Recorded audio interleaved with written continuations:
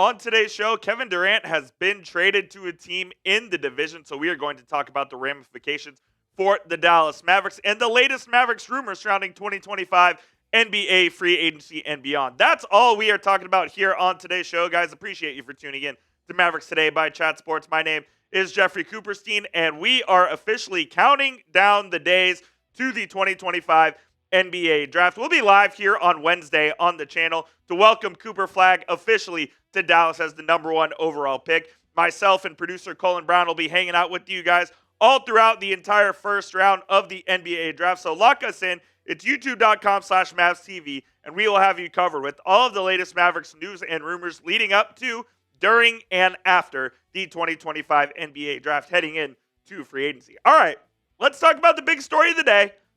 Kevin Durant's traded to the Houston Rockets. Houston sent Jalen Green, Dillon Brooks, the number 10 overall pick in this year's draft, and 5 second-round picks to Phoenix in exchange for easy money sniper. And on the surface, I think this is a fantastic deal for the Houston Rockets. They get the guy that they've been needing, the veteran in their locker room that's going to show these young guys how to win, show these young guys the right way to play basketball. And say what you will about KD and all of the toxic environments he's created. Didn't necessarily create the environment in Brooklyn, but that was a toxic environment. And then the Phoenix Suns are just absolutely in shambles beyond belief right now. So KD had to get out of there, and he goes to the Rockets. And I really do think this is a fantastic move for Houston. Houston was obviously the 2 seed in this year's NBA playoffs. They lost to the Golden State Warriors in the first round. I believe with Kevin Durant, this does make them a true Western Conference contender. Even though they were the 2 seed in this year's playoffs, I really didn't see them as a threat to win the West. I looked at the likes of the Denver Nuggets, obviously OKC, and the Lakers as threats to win the West. Minnesota obviously ended up getting to the conference finals, but I do think this gets Houston close to winning the West and representing them in next year's NBA Finals. And I know Kevin Durant's still 37. He's still a damn good hooper, though. And further, I don't think Jalen Green or Dillon Brooks are pieces you can win an NBA championship with. Jalen Green is an AAU hooper, man. He can score 20 points a game. It's not going to be super efficient. You don't really know if he's a true point guard or if he's a 2. I like Houston getting off of that contract, and I also like them getting out of the Dillon Brooks business because I just don't think Dillon Brooks is a winner for any team. I know he what came from Memphis, went to the Rockets. He kind of helped elevate them, I guess, but at the same time, he always does Dillon Brooks things, and it always hampers his team's ability to win close games. So I think this is a really, really good move for the Houston Rockets, and KD definitely still has some gas in the tank. This year, he averaged 27 points a game, was pretty close to 50, 40, 90 shooting-wise, and he's still one of the best scorers in the NBA right now. The question is, how much longer does he have to play?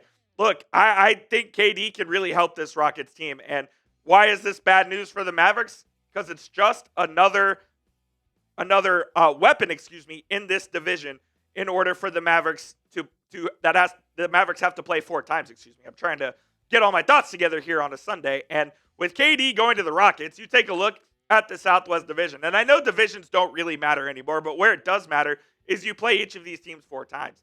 You take a look at the Mavericks, who have AD, Kyrie, and assuming they get Cooper Flagg on Wednesday. You have Victor Wembanyama, Devin Vassell, and Harper, who, assuming, again, the Spurs are going to draft Harper with the 2nd overall pick. You have Kevin Durant, Thompson, and Jabari Smith there with the Houston Rockets. You have John Morant, Jaren Jackson with the Memphis Grizzlies. Then you have Zion Williamson, DeJounte Murray, and CJ McCollum with the Pelicans. Now, DeJounte Murray came out and said some crazy things about the Pelicans, so maybe he's going to be out on the move out there. I know he's coming off a torn Achilles as well, had a bunch of trying times in his life, so he not maybe long for the Pelicans. But with Jabari Smith, Thompson, and Kevin Durant, I think the Rockets are a fantastic team. Along with the addition of Dylan Harper to the San Antonio Spurs, the Mavs are going to have their hands full in this year's Western Conference, man. And I know we say this every year, but it rings true even more today after Kevin Durant gets moved to Houston. The Western Conference is just an arms race. And whoever gets their weapons upgraded the most, whoever packs the punch, is going to be the team representing the West representing the West in the NBA Finals. Could that be the Houston Rockets next year? I do think it could be. Could it be the Dallas Mavericks next year? If they make the right moves, I think it could be. Look, man, I do think this West is pretty wide open. The Oklahoma City Thunder obviously playing in Game 7 of the NBA Finals later tonight. I do think they're a beatable team. Hell, I think if the Mavericks had Luka this entire year, they might have beaten OKC in the playoffs like they did last season, but that's neither here nor there. I think that there are a bunch of teams in the West that are pretty close to truly contending, and Houston was one of those teams, and they made themselves a lot better today with their acquisition of Kevin Durant, the easy money sniper, who I still think is one of the best players in the NBA, frankly. I still think he's one of the best scorers in the NBA, and I think he can help out a team who hasn't really learned how to win quite yet, and he can be that veteran presence in the locker room, like I said, who has been there and done that. He's won 2 Finals MVPs. He knows what it takes to win in the postseason, and he can help lift the Houston Rockets over the hump. So all in all, I do think this is bad news for the Dallas Mavericks. I want you guys to fill in the blank for me. The Mavs are the blank best team in the Western Conference. Do you think they're the best? Do you think they're the third best? Are they a top 5 team? Are they the worst team in the Western Conference? Let me know down there in the comment section what you guys think.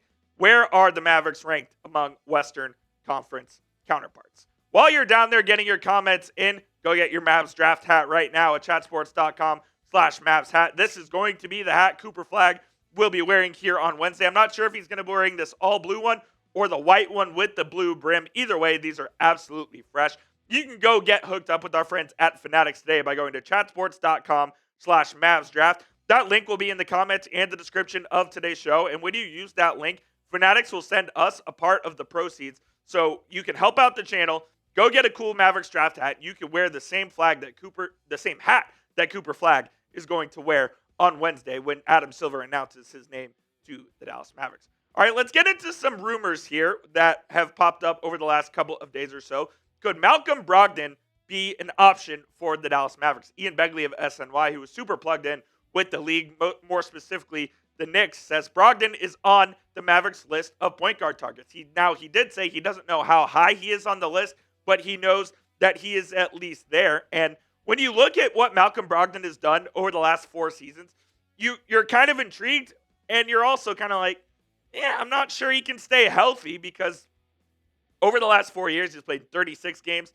67 with Boston was his most healthy year.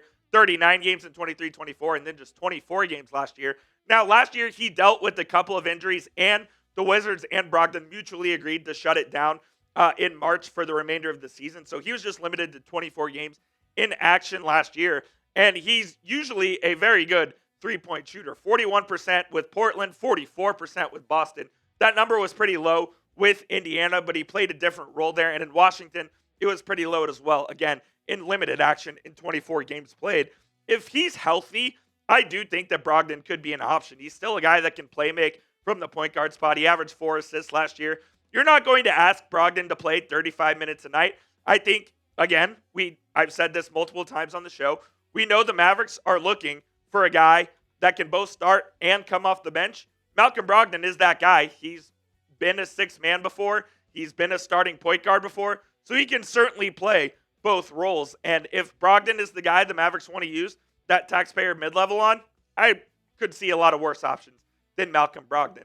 The San Antonio Spurs' Chris Paul is also on the radar for the Dallas Mavericks. And from my understanding, and I'm reading all the tea leaves and looking at what the Mavericks could potentially do, I think Chris Paul is going to be the Mavericks guy. Why is that? Number one, at 39 years old last season, he played in all 82 games with 82 starts. So I absolutely think that's a huge plus that the Mavericks would be looking at as far as Chris Paul goes, playing in 82 games, being super healthy. Still averaged over 7 assists last year. Can still shoot it from 3 at a pretty high clip. I think the Mavericks are going to be interested in Chris Paul, and I think, if I had to guess right now, he is their number one option that they would like to sign with that taxpayer mid-level. And just as a reminder, the taxpayer mid-level is, obviously the Mavericks are in the luxury tax, so the Mavericks have about $5.5 million to use on a player in free agency. Will Chris Paul take $5 million? It's certainly possible if he thinks he can be a locker room presence and help mentor Cooper Flagg, help the team out while Kyrie Irving is rehabbing from his injury. He'll get to start. He'll get to play a decent amount of minutes. Again, Mavericks don't want him playing 35 minutes a night at age 40. I don't think that's conducive, or I don't think that's good for anybody involved. But we'll see what happens. I do think that the Mavericks are going to be interested in Chris Paul. Could Chris Paul now get a better contract elsewhere? Perhaps, but maybe. Paul likes what the Mavericks have to offer. I believe he has a relationship with Nico Harrison, whatever that means. So maybe the Mavs have an inside track there. I wouldn't be shocked if Chris Paul was the guy that the Mavericks ended up signing to be their point guard for the first half of the season. Could be a guy like Colin Sexton. Could be a guy like Malcolm Brogdon. But, of course, we'll keep you up to date if anything happens. It is Game 7 of the NBA Finals here tonight, the last game of the 24-25 NBA season. Before we get on out of here, I want to ask you guys who you got. If you think the Thunder are going to win it, type OKC for the Thunder. If you think it's the Indiana Pacers, type IND for Indiana. Myself, personally, I'm rooting like hell for the Indiana Pacers, man. I want Rick Carlisle to get his second NBA title. I want the Pacers to get their first NBA title. And it's always F OKC. I just can't stand the Oklahoma City Thunder or Shai Gilgeous-Alexander. So I'm rooting for the Indiana Pacers, man. But let me know who you guys got down in the comments for 2025 NBA Finals Game 7 later tonight. That will be it for today's show, guys. Appreciate you for tuning in to Mavericks Today by Chat Sports. It is draft week, so we will have you covered with all of the latest Mavericks news and rumors. Going to try to get to at least 2 videos a day all throughout this next week. So hit that subscribe button. It's youtube.com/MavsTV. And we'll see you guys soon here on the channel. Appreciate you and enjoy Game 7.